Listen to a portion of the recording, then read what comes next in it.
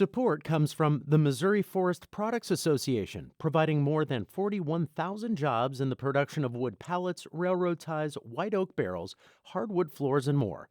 Details at choosewood.com. Welcome to St. Louis on the Air. I'm Rachel Lippmann. Opening day in St. Louis is a special time of year for Cardinals fans. And while the pomp and circumstance is delayed until tomorrow because of the rain, we still have baseball on our minds.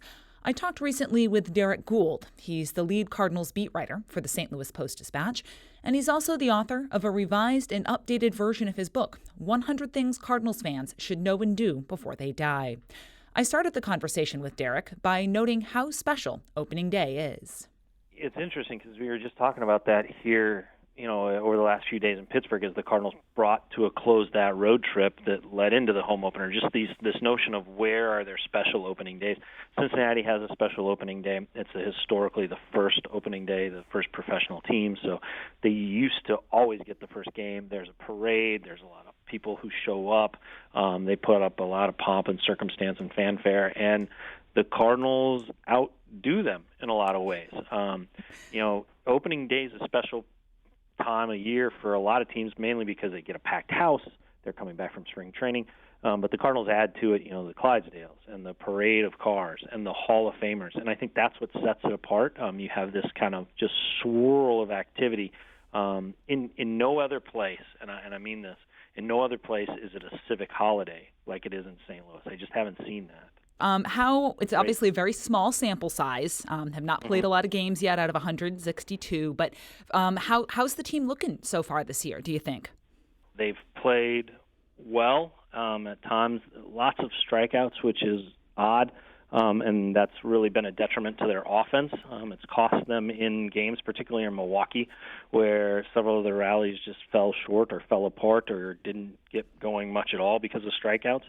And then the starting pitching has been shallower in its games than the Cardinals needed. It's a long season. They're built to contend over the long haul. They're going to have weeks where they probably only win 2 games. The Brewers, believe it or not, are going to have weeks where they only win 2 games as well. And the Cardinals, Cubs, Pirates, this is all very tight division, very evenly matched division. What the Cardinals need to stay ahead, they haven't yet gotten. But they have the potential for it. They have a strength in a bullpen that other teams don't have. They should have a depth of starting pitching that some of the other teams don't have. And they should have, if it works out, a lineup that can match up with some of the better lineups in the division. Like you're looking at the Reds and the Cubs and the Brewers really standing out offensively. The Cardinals should be right there or a tick behind, and if they get the pitching, then that'll close that gap. I think this is a team that is sharper, cleaner, and a good rule of thumb is to pay attention to Yadier Molina. He has a read on teams and often wears his fondness for his team, and for the team's chances on his sleeve.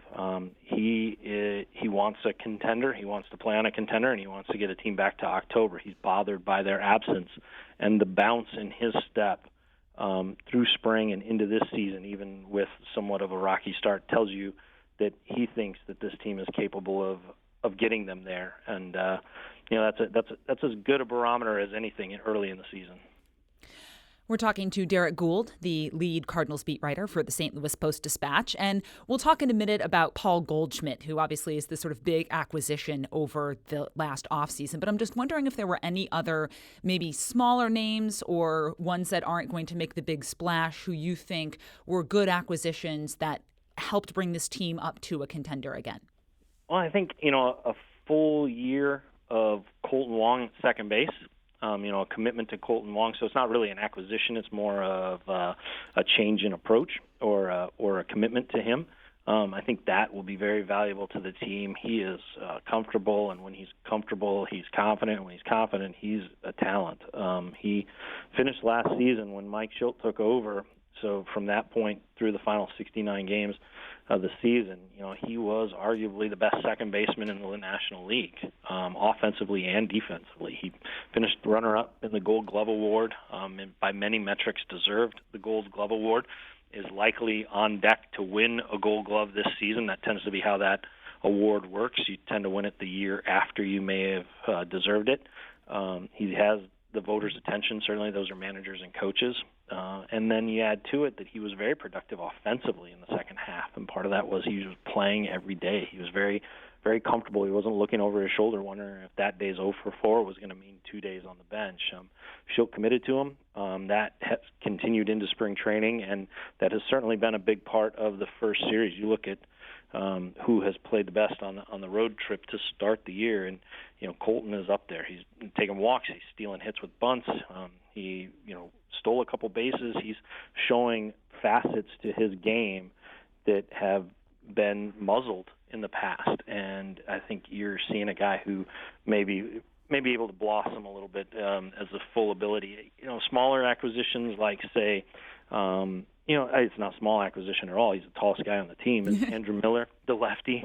For years the Cardinals have wanted a reliever who could do a lot of different things in late innings, and they often would say, if they could find an Andrew Miller type, that would really help put the bullpen together. Well, they got Andrew Miller. He hasn't been the sharpest out of spring training, but there's no indication as long as he's healthy that he won't get there. And when he gets there, he can be a dominant left-handed reliever and the type of versatile bridge that they need to get to Jordan Hicks. Another small acquisition that isn't a person at all would probably be Jordan Hicks' changeup. Jordan Hicks has the best fastball in baseball. He throws it at 103, 104 miles an hour, and it has sink. And he was able to overwhelm hitters with that last season. Let's get to that big acquisition that the Cardinals were able to make, and that was Paul Goldschmidt. And people were thinking, is this just going to be a one-year thing? And he actually signed a contract extension before the season even started. Let's start with the gap that he fills and what his role is going to be with the team. How important was this acquisition? Oh, it was massive. I mean, it was 7 years in the making, right? The Cardinals have been looking for this kind of hitter ever since Albert Pujols left for the coast. He is the perennial MVP. The first base in baseball tends to be a place where giants loom. You look at just the division alone, right? You have Joey Votto, a former MVP, and Anthony Rizzo up in Chicago, a guy who could also win an MVP at some point in time in his career.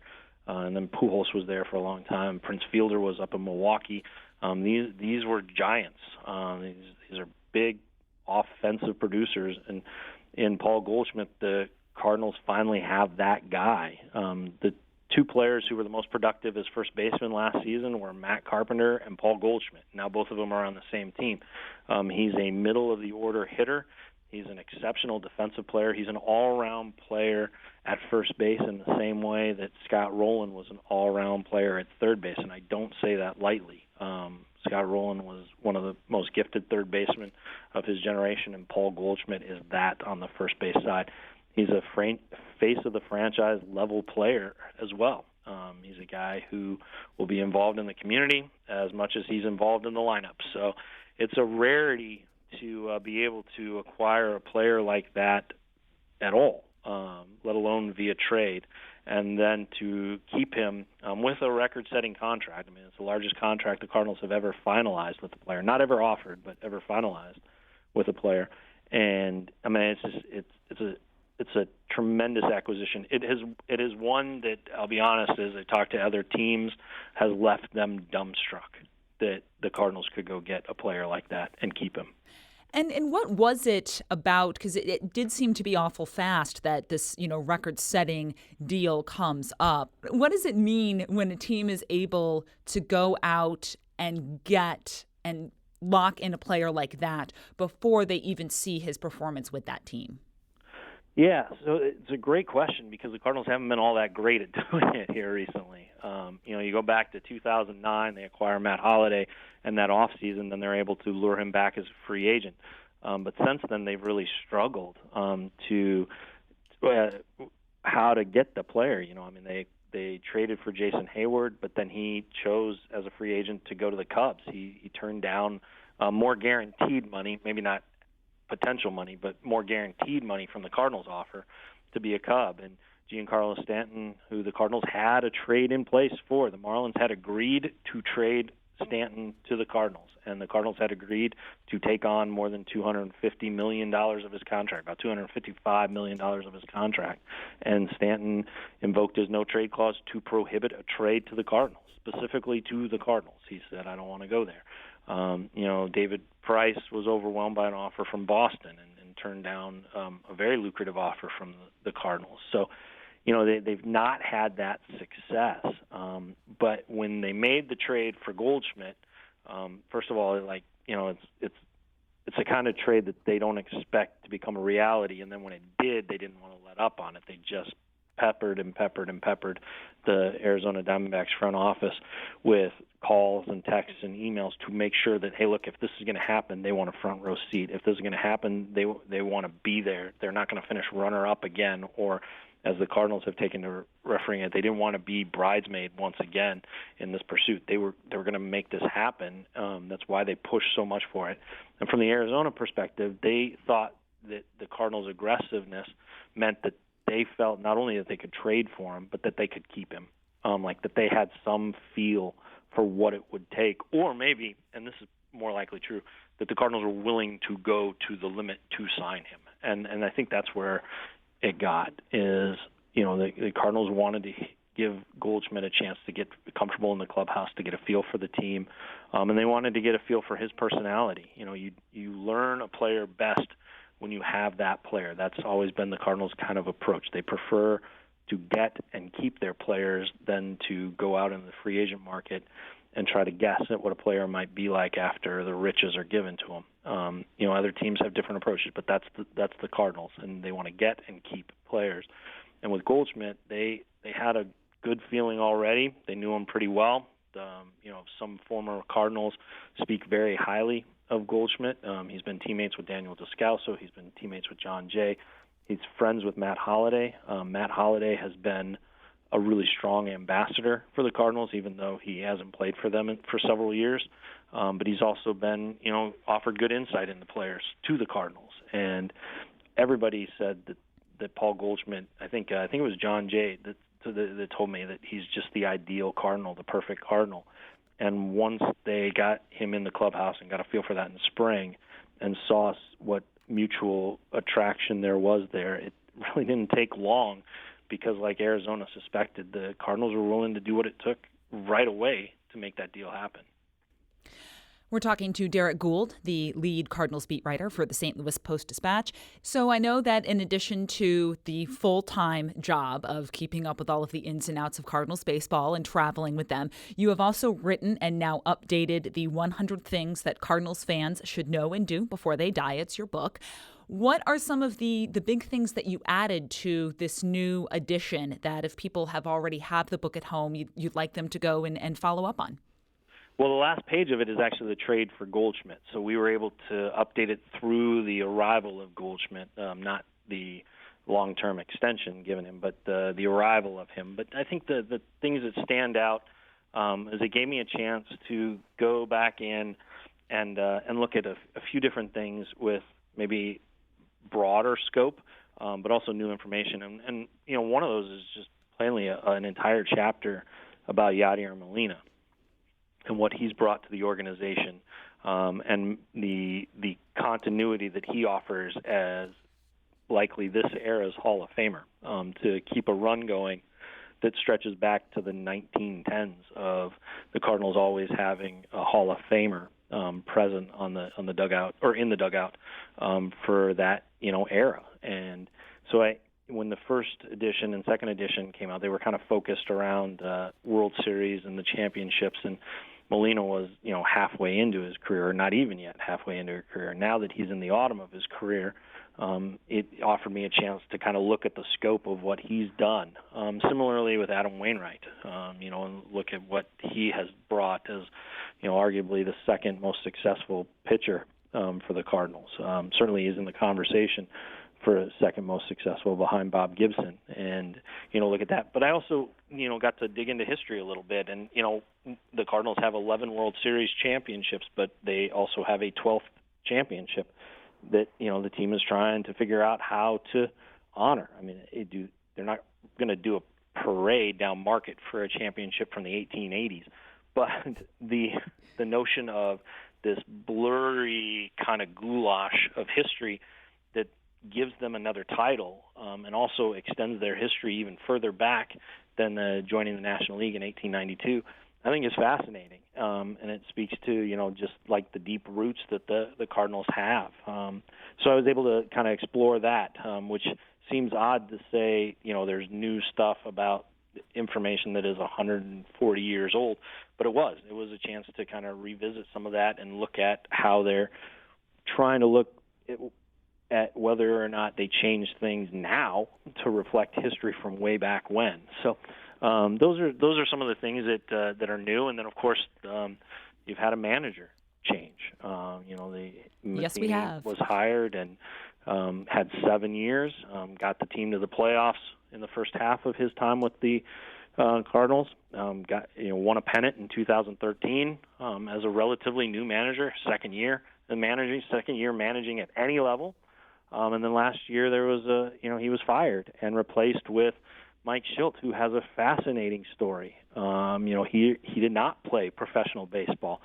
However you want to put that, the Cardinals win a playoff series with Mike Schilt as manager, he'll be the first manager without professional playing experience to win a playoff series since modern baseball as we know it began, which is remarkable. So you have a real contrast there in the two managers that they've had the past 12 months. And there's a whole chapter that explores, Matheny's arrival and then what led to his departure, and then, Mike Schilt's origin story as an organizational man who managed at every level. So quite a contrast there. They went from a manager who had not managed at any level to one who has basically done it at every level and has been developed like they would a prospect as opposed to acquired like they would a free agent. Without giving too much away so that people do have reason to go out and get the book, this 1886 championship, why don't the Cards claim it? What is sort of the brief backstory as to this sort of maybe ghost 12th championship that this team has? Yeah, so the Cardinals, with the blessing of Major League Baseball, sort of set their established date as 1892, which is when they joined the National League, which of course is the league that we know now, American League and National League. And so that choice, which also corresponded with the Cardinals wanting to have, the 100th birthday, to be candid. They wanted to have the 100th anniversary. So these numbers were kind of chosen arbitrarily, kind of done with the blessing of baseball, kind of done to acknowledge the league that they're currently in and not, one that they left behind that is now, a bygone league. So all of these kind of things mixed together to have this just, championship lopped off of their history. It's come up here recently because you had all these teams celebrating their 10,000th win, the Giants, the Dodgers, all these teams with big histories celebrating their 10,000th win, and the Cardinals were lagging behind. They were years behind, in part because they weren't counting the same seasons like some of these other teams were. They were sticking to this 1892 date. What's interesting, and I've explored some of this in the newspaper as well, so, but it goes into greater detail in the book, is that the Hall of Fame acknowledges the Cardinals' record from the American Association. The Major League Baseball acknowledges the existence and the veracity of the statistics from the American Association. So there is a standards, or there is precedent for the teams to embrace that history with Major League Baseball's blessing. I mean, it's just a marketing and a merchandise bonanza for them, I'm sure, because everyone's going to have to go update their gear. In the time we have left, Derrick, I'm wondering what led you to write two versions of this book. I imagine it was enough time to write the first. What led you to do that, to take on the effort of writing a book about this team? Well, I mean, I think I found it fascinating. I found it, first of all, it was a challenge, right? You want to see if you can do it. And had never written a book on my own before the first time I tried it, and just was eager to see if I could pull it off and what I could do as far as reporting to get some what we would call, I guess, primary reporting in the business, to get some new stuff or fresh quotes or things, so that I wasn't just kind of, aggregating past coverage or retelling stories. I wanted to try to get some new stuff, and that was the challenge of it. And I learned from that. That everything has a deadline, so you can't make it exactly like you want.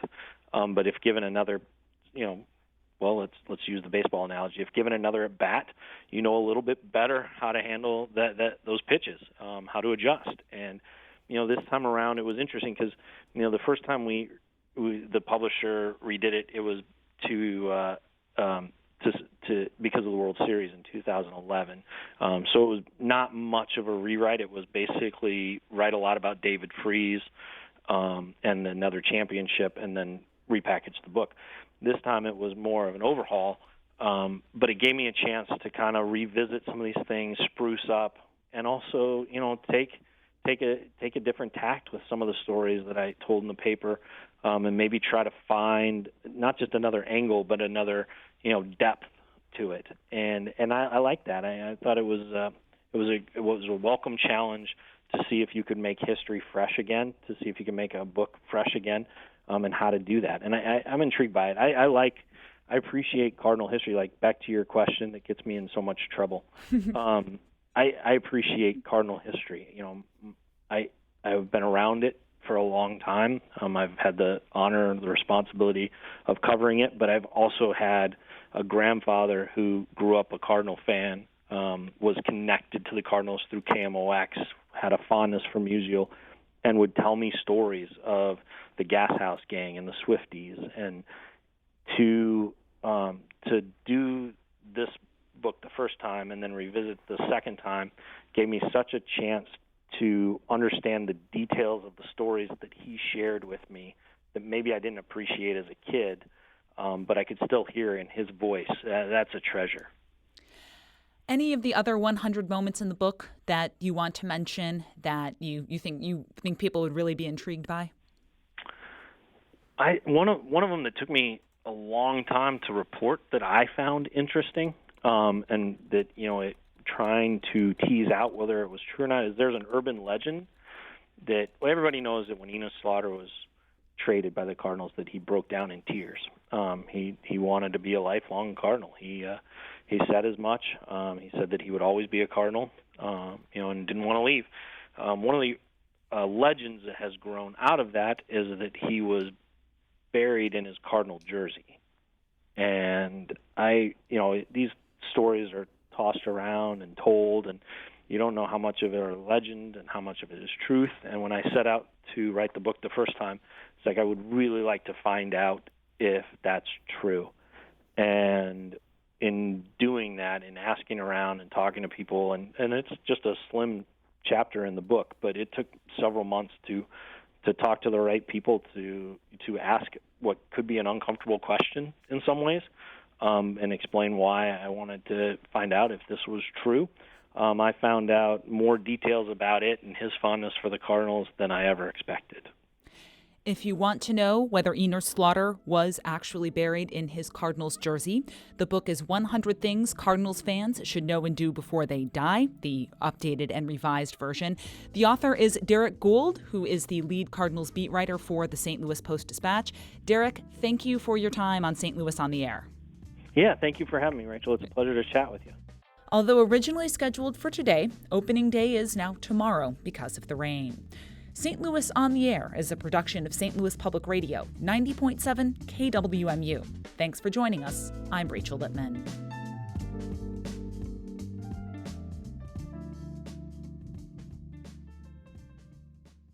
Support comes from the Missouri Forest Products Association, providing more than 41,000 jobs in the production of wood pallets, railroad ties, white oak barrels, hardwood floors, and more. Details at choosewood.com.